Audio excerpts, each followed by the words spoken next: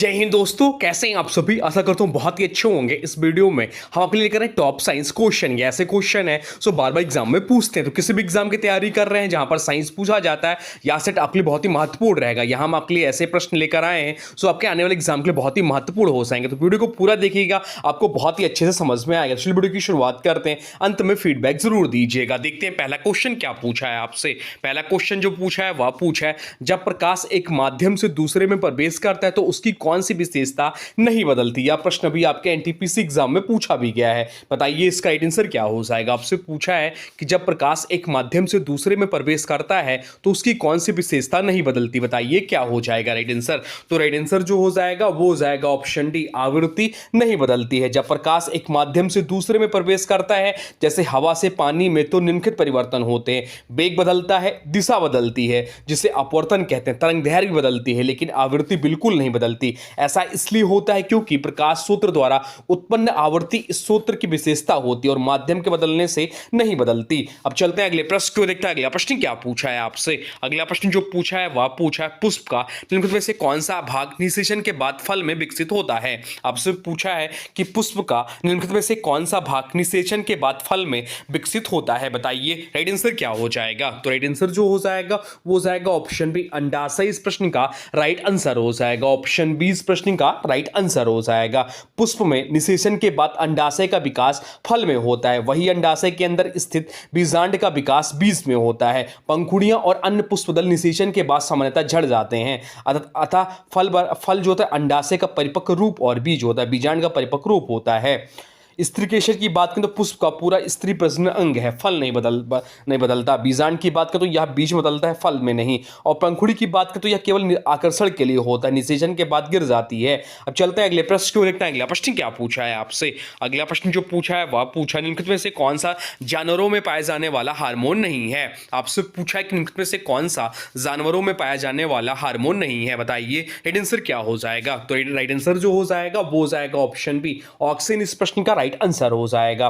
Insulin की बात करें जो विकल्प में दिया है, अग्नाशय से स्रावित रक्त में शर्करा का स्तर नियंत्रित करता है। एड्रेनालिन की बात करें तो अधिविक्र ग्रंथि से स्रावित आपातकालीन हार्मोन या फाइट और फ्लाइट हार्मोन्स कहलाता है। थायरॉक्सिन की बात करें थायराइड ग्रंथि से स्रावित चयापचय नियंत्रित करता है। और ऑक्सिन की बात करें तो यह पौधों का हार्मोन है जो उनकी वृद्धि और प्रकाश की ओर झुकाव नियंत्रित करता है। चलते हैं अगले प्रश्न को देखते हैं। अगला प्रश्न क्या पूछा है आपसे। अगला प्रश्न जो पूछा है वह पूछा है, डायनामाइट का आविष्कार किसने किया था। बहुत ही सिंपल क्वेश्चन है, बहुत ज्यादा एग्जाम में पूछता है। बताइए इस प्रश्न का राइट आंसर क्या हो जाएगा। तो राइट आंसर जो हो जाएगा वो हो जाएगा ऑप्शन डी, अल्फ्रेड नोबेल इस प्रश्न का राइट आंसर हो जाएगा। डायनामाइट का जो आविष्कार किया था अल्फ्रेड नोबेल ने किया था, इन्हीं की स्मृति पे नोबेल पुरस्कार दिया जाता है।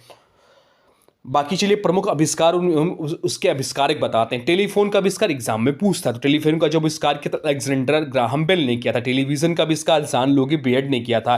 इंसुलिन की खोज किसने की, तो इंसुलिन की खोज फ्रेडरिक बेंटिंग। पेंसिलिन की खोज अलेक्जेंडर फ्लेमिंग ने की थी। स्टीम इंजन की खोज जेम्स वाट ने पता लगाया, तो डीजल इंजन का खोज रुडोल्फ डीजल ने किया। कार्बन डाइऑक्साइड की खोज जोसेफ प्लैंक ने किया, तो हाइड्रोजन की खोज हेनरी कैवेंडिश ने की। ऑक्सीजन की खोज जोसेफ प्रेस्टल ने की। और एक्सरे का खोज यहाँ पे इंपॉर्टेंट है, एक्सरे की खोज के लिए विलियम रॉन्टेंजन को कौन सा पुरस्कार मिला यह भी बताइएगा। एक्सरे की खोज विलियम रॉन्टेंजन ने की। अब चलते हैं अगले प्रश्न को देखते हैं। अगला प्रश्न क्या पूछा है आपसे। अगला प्रश्न जो पूछा है वह पूछा है, सिनेबार किसका प्रमुख अयस्क है। आपसे पूछा है कि सिनेबार जो है किसका प्रमुख अयस्क है। बताइए राइट आंसर क्या हो जाएगा। तो राइट आंसर जो हो जाएगा वो हो जाएगा ऑप्शन बी, पारा इस प्रश्न का राइट आंसर हो जाएगा। सिनेबार का रासायनिक नाम मर्क्यूरिक सल्फाइड है, HGS। क्या HGS मर्क्यूरिक सल्फाइड होता है, या पारे का प्रमुख अयस्क है।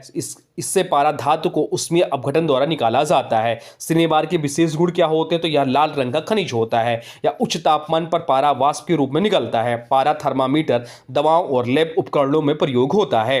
अब चलते हैं अगले प्रश्न को देखते हैं। अगला प्रश्न क्या पूछा है आपसे। अगला प्रश्न जो पूछा है वह पूछा है, डीएनए में उपस्थित प्यूरिन कौन कौन से होते हैं। आपसे पूछा है कि डीएनए में उपस्थित प्यूरिन कौन कौन से होते हैं। बताइए राइट आंसर क्या हो जाएगा। तो राइट आंसर जो हो जाएगा वो हो जाएगा ऑप्शन बी, गुआनिन और एडेनिन इस प्रश्न का राइट आंसर हो जाएगा। नाइट्रोजन बेस दो प्रकार के होते हैं, प्यूरिन दोहरी रिंग एडेनिन और गुआनिन, और पाइरिमिडीन एक एकल रिंग संरचना होता है। डीएनए में साइटोसिन और थाइमिन होता है, जबकि आरएनए में साइटोसिन और यूरासिल होता है। अब चलते हैं अगले प्रश्न की ओर, देखते हैं अगला प्रश्न क्या पूछा है आपसे। अगला प्रश्न जो पूछा है वह पूछा है प्रकाश की तीव्रता मापने के लिए निम्नलिखित में से किस उपकरण का उपयोग किया जाता है। आपसे पूछा है कि प्रकाश की तीव्रता मापने के लिए निम्नलिखित में से किस उपकरण का उपयोग किया जाता है, बताइए राइट आंसर क्या हो जाएगा। राइट आंसर कमेंट बॉक्स में लिख दीजिए। तो राइट आंसर जो हो जाएगा वो हो जाएगा ऑप्शन सी, लक्स मीटर इस प्रश्न का राइट आंसर हो जाएगा। लक्स मीटर का उपयोग प्रकाश की तीव्रता मापने के लिए किया जाता है। प्रकाश की तीव्रता को लक्स या ल्यूमेन प्रति वर्ग मीटर में व्यक्त किया जाता है। इसका प्रयोग फोटोग्राफी, प्रकाश व्यवस्था, प्रयोगशालाओं और उद्योगों में किया जाता है। बाकी विकल्पों की बात करें तो एनीमोमीटर वायु की मापने के लिए किया जाता है। कैलोरीमीटर की बात करें तो उष्मा मापने के लिए, और अल्टीमीटर की बात करें तो ऊंचाई मापने के लिए इसका प्रयोग किया जाता है। अब चलते हैं अगले प्रश्न को, देखते हैं अगला प्रश्न क्या पूछा है आपसे। अगला प्रश्न जो पूछा है वह पूछा है पाचन तंत्र की सबसे लंबी ग्रंथि कौन सी है। आपसे पूछा है कि पाचन तंत्र की सबसे लंबी ग्रंथि कौन सी है, बताइए राइट आंसर क्या हो जाएगा। तो राइट आंसर जो हो जाएगा वो हो जाएगा ऑप्शन बी, अग्नाशय इस प्रश्न का राइट आंसर हो जाएगा। अग्नाशय पाचन तंत्र की सबसे लंबी ग्रंथि मानी जाती है। यह एक मिश्रित ग्रंथि यानी कि दोहराकार अंतःस्रावी और बहिस्रावी है। यह एक मिश्रित ग्रंथि है, इसलिए यह पाचन एंजाइम जैसे ट्रिप्सिन, लाइपेज और एमाइलेज बनाती है जो भोजन के पाचन में मदद करती है। क्या इंसुलिन और ग्लूकागन जैसे हार्मोन भी स्रावित करती है जो रक्त शर्करा को नियंत्रित करती है। तो सबसे बड़ी ग्रंथि कौन सी, यकृत ग्रंथि है। सबसे लंबी ग्रंथि कौन सी है, तो अग्नाशय है। और मिश्रित ग्रंथि का उदाहरण कौन सा है, तो यह अग्नाशय है। अब एग्जाम में प्रश्न पूछता है। अब चलते हैं अगले प्रश्न की ओर, देखते हैं अगला प्रश्न क्या पूछा है आपसे। अगला प्रश्न जो पूछा है वह पूछा है मनुष्य की आंख में किस लेंस की तरह कार्य होता है। आपसे पूछा कि मनुष्य की आंख में किस लेंस की तरह कार्य होता है, बताइए राइट आंसर क्या हो जाएगा। तो राइट आंसर जो हो जाएगा वो हो जाएगा ऑप्शन बी, उत्तल लेंस इस प्रश्न का राइट आंसर हो जाएगा। मनुष्य की आंख का लेंस एक उत्तल लेंस की तरह कार्य करता है। यह आने वाली प्रकाश किरणों को अपवर्तित कर रेटिना पर वास्तविक और उल्टा चित्र बनाता है। आंख के लेंस का आकार सिलेरी मांसपेशियों द्वारा नियंत्रित होता है पास या दूर की वस्तु देखने के लिए। दूरदृष्टि जैसे मायोपिया, हाइपोरोपिया, प्रेब्रोमाइबिना भी लेंस के आकार अपवर्तन शक्ति से संबंधित होते हैं। अब चलते हैं अगले प्रश्न को, देखते हैं अगला प्रश्न क्या पूछा है आपसे। अगला प्रश्न जो पूछा है वह पूछा है कार की पीछे आने वाले यातायात को देखने के लिए निम्नलिखित प्रकार के दर्पण में किसका उपयोग होता है। आपसे पूछा है कि कार की पीछे आने वाली यातायात को देखने के लिए निम्नलिखित प्रकार के दर्पण में किसका उपयोग होता है, बताइए राइट आंसर क्या हो जाएगा। तो राइट आंसर जो हो जाएगा वो हो जाएगा ऑप्शन ए, उत्तल दर्पण का। ऑप्शन ए इस प्रश्न का राइट आंसर हो जाएगा। उत्तल दर्पण का उपयोग वाहन के पीछे का दृश्य देखने के लिए किया जाता है, जैसे कि कार के साइड मिरर में। यह दर्पण विस्तृत क्षेत्र प्रदान करता है जिससे चालक को अधिक क्षेत्र दिखाई देता है। इसमें बनी छवि आभासी, सीधी और छोटी होती है, लेकिन यह देखने के लिए उपयुक्त होती है। अब चलते हैं अगले प्रश्न को, देखते हैं अगला प्रश्न क्या पूछा है। गोलाकार दर्पण जिसकी परावर्तक सतह बाहर की ओर उभरी हुई होती है कहलाता है। आपसे पूछा है कि गोलाकार दर्पण जिसकी परावर्तक सतह बाहर की ओर उभरी हुई होती है कहलाता है, बताइए राइट आंसर क्या हो जाएगा। राइट आंसर जो हो जाएगा वो हो जाएगा ऑप्शन सी, उत्तल दर्पण कहलाता है। ऑप्शन सी इस प्रश्न का राइट आंसर हो जाएगा। उत्तल दर्पण वह होता है जिसकी परावर्तक सतह बाहर की ओर उभरी हुई होती है या आने वाली प्रकाश किरणों को विक्षेपित करता है। इसमें बनने वाली प्रतिबिंब हमेशा आभासी, सीधी और छोटी होती है। इसका प्रयोग वाहनों के पीछे देखने वाले शीशों में किया जाता है। अब चलते हैं अगले प्रश्न को, देखते हैं अगला प्रश्न क्या पूछा है आपसे। अगला प्रश्न जो पूछा है वह पूछा है मानव शरीर में सबसे बड़ा अंग कौन सा है। आपसे पूछा है कि मानव शरीर में सबसे बड़ा अंग कौन सा है, बताइए राइट आंसर क्या हो जाएगा। राइट आंसर कमेंट बॉक्स में लिख दीजिए। तो राइट आंसर जो हो जाएगा वो हो जाएगा ऑप्शन बी, त्वचा इस प्रश्न का राइट आंसर हो जाएगा। ऑप्शन बी इस प्रश्न का राइट आंसर हो जाएगा। मानव शरीर का सबसे बड़ा अंग त्वचा है, या एक बाह्य अंग है और पूरे शरीर को ढकता है। औसत वयस्क में त्वचा का क्षेत्रफल लगभग 1.5 से 2 वर्ग मीटर और वजन लगभग 3 से 4 किलोग्राम होता है। त्वचा शरीर को संक्रमण, चोट, तापमान परिवर्तन से बचाती है और संवेदना अंग के रूप में भी कार्य करती है। बाकी विकल्पों की बात करें तो यकृत जो है या शरीर का सबसे बड़ा आंतरिक अंग है। फेफड़े की बात तो यह सबसे बड़ा श्वसन अंग है, और मस्तिष्क या सबसे बड़ा तंत्रिका अंग है, लेकिन त्वचा से छोटा है।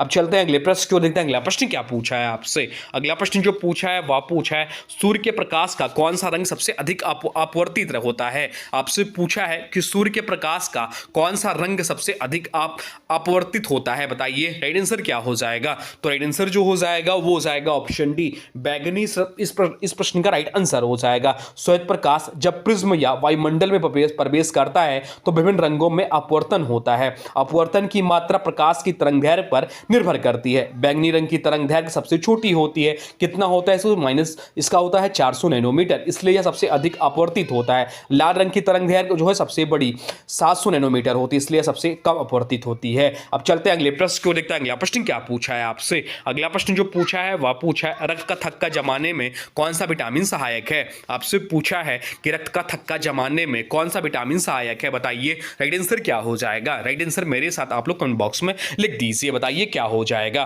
तो राइट आंसर जो हो जाएगा वो हो जाएगा ऑप्शन सी, विटामिन के इस प्रश्न का राइट आंसर हो जाएगा। विटामिन के रक्त का थक्का जमाने ब्लड क्लोटिंग में अत्यंत महत्वपूर्ण भूमिका निभाता है या प्रोथ्रोम्बिन जैसे थक्के बनाने वाले कारकों के निर्माण में सहायक है। इसकी कमी होने पर रक्त स्राव अधिक होने लगता है। विटामिन के हरे पत्तेदार सब्जियां, ब्रोकोली, फूल गोभी और दालों में पाया जाता है। अब चलते हैं अगले प्रश्न की ओर, देखते हैं अगला प्रश्न क्या पूछा है आपसे। अगला प्रश्न जो पूछा है वह पूछा है कम तापमान को मापने वाले यंत्र को क्या कहा जाता है। आपसे पूछा है कि कम तापमान को मापने वाले यंत्र को क्या कहा जाता है, बताइए राइट आंसर क्या हो जाएगा। राइट आंसर कमेंट बॉक्स में लिख दीजिए। तो राइट आंसर जो हो जाएगा वो हो जाएगा ऑप्शन बी, क्रायोमीटर इस प्रश्न का राइट आंसर हो जाएगा। क्रायोमीटर, इसका उपयोग अत्यधिक कम तापमान जैसे बर्फ बिंदु से नीचे के तापमान को मापने के लिए किया जाता है या प्रयोगशाला में वैज्ञानिक प्रयोगों में उपयोग किया जाता है। बाकी विकल्पों की बात करें तो हाइग्रोमीटर वायुमंडल की आर्द्रता मापने के लिए उपयोग होता है। पायरोमीटर या बहुत अधिक तापमान, उच्च तापमान मापने के लिए प्रयुक्त होता है जैसे भट्टियों में। और टेकोमीटर की बात करें किसी वस्तु की घूर्णन गति मापने वाला यंत्र है। तो तापमान मापने का सामान्य यंत्र जो है वह थर्मामीटर, उस तापमान मापने के लिए पायरोमीटर का प्रयोग किया जाता है और निम्न तापमान को मापने के लिए क्रायोमीटर का उपयोग करते हैं। अब चलते हैं अगले प्रश्न को देखते हैं। अगला प्रश्न क्या पूछा है आपसे। अगला प्रश्न जो पूछा है वह पूछा है जिस तापमान पर गैस का आयतन शून्य हो जाता है उसको क्या कहते हैं। आपसे पूछा कि जिस तापमान पर गैस का आयतन शून्य हो जाता है उसको क्या कहते हैं, बताइए राइट आंसर क्या हो जाएगा। राइट आंसर हो जाएगा ऑप्शन बी, परम शून्य तापमान कहते हैं। ऑप्शन बी इस प्रश्न का राइट आंसर हो जाएगा। बैल और चार्ल्स के नियम के अनुसार गैस का आयतन तापमान पर निर्भर करता है। जब किसी गैस को ठंडा किया जाता है उसका आयतन लगातार घटता है। गणना के अनुसार -273.15 डिग्री सेल्सियस पर गैस का आयतन शून्य हो जाएगा। इस तापमान को ही परम शून्य कहा जाता है। अब चलते हैं अगले प्रश्न को देखते हैं। अगला प्रश्न क्या पूछा है आपसे। अगला प्रश्न जो पूछा है वह पूछा है गतिशील वस्तु की गतिज ऊर्जा किस पर निर्भर करती है। आपसे पूछा है कि गतिशील वस्तु की गतिज ऊर्जा किस पर निर्भर करती है, बताइए राइट आंसर क्या हो जाएगा। राइट आंसर कमेंट बॉक्स में लिख दीजिए। तो राइट आंसर जो हो जाएगा वो हो जाएगा ऑप्शन सी, द्रव्यमान और वेग इस प्रश्न का राइट आंसर हो जाएगा। ऑप्शन सी इस प्रश्न का राइट आंसर हो जाएगा। किसी वस्तु की गतिज ऊर्जा का सूत्र जो होता है काइनेटिक एनर्जी बराबर जो होता है वो होता है हाफ mv स्क्वायर। क्या होता है, हाफ mv स्क्वायर उसका सूत्र होता है काइनेटिक एनर्जी का, जहां m बराबर वस्तु का द्रव्यमान, b बराबर वस्तु का वेग होता है। इसलिए गतिज ऊर्जा सीधे द्रव्यमान और वेग के वर्ग पर निर्भर करती है। अब चलते हैं अगले प्रश्न को देखते हैं। अगला प्रश्न क्या पूछा है आपसे। अगला प्रश्न जो पूछा है वह पूछा है एक हार्स पावर किसके बराबर होता है। आपसे पूछा है कि एक हार्स पावर किसके बराबर होता है, बताइए राइट आंसर क्या हो जाएगा। राइट आंसर कमेंट बॉक्स में लिख दीजिए। तो राइट आंसर जो हो जाएगा वो हो जाएगा ऑप्शन ए, 746 वाट। 746 वाट इस प्रश्न का राइट आंसर हो जाएगा। एक हार्स पावर बराबर 746 वाट होता है या शक्ति की एक इकाई है जिसे जेम्स वाट ने परिभाषित किया था। या इस विचार पर आधारित है कि एक घोड़ा एक सेकंड में लगभग 550 फुट पाउंड कार्य कर सकता है। तो एक हार्स पावर बराबर 746 वाट होता है। 1 किलो वाट बराबर कितना होता है, यह भी एग्जाम में क्वेश्चन पूछता है। तो 1 किलो वाट बराबर 1000 वाट होता है। अब चलते हैं अगले प्रश्न को देखते हैं। अगला प्रश्न क्या पूछा है आपसे। अगला प्रश्न जो पूछा है वह पूछा है कार्बोहाइड्रेट, प्रोटीन और वसा के पूर्ण पाचन का स्थान है। आपसे पूछा है कि कार्बोहाइड्रेट, प्रोटीन और वसा के पूर्ण पाचन का स्थान है, बताइए राइट आंसर क्या हो जाएगा। राइट आंसर हो जाएगा ऑप्शन बी, छोटी आंत इस प्रश्न का राइट आंसर हो जाएगा।